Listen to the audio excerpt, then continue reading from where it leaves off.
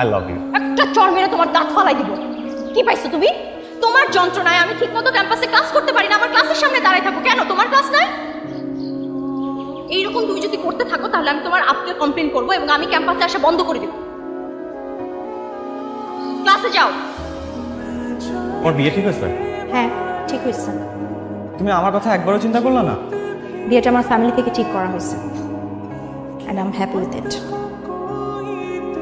তুমি না বলছিলে তুমি আমাকে অনেক ভালোবাসো, পালিয়ে গেলে যে ভালোবাসা শেষ হয়ে যায় এটাকে অনেক ভালোবাসা বলে। তোমাকে ছাড়া থাকতে পারবো না।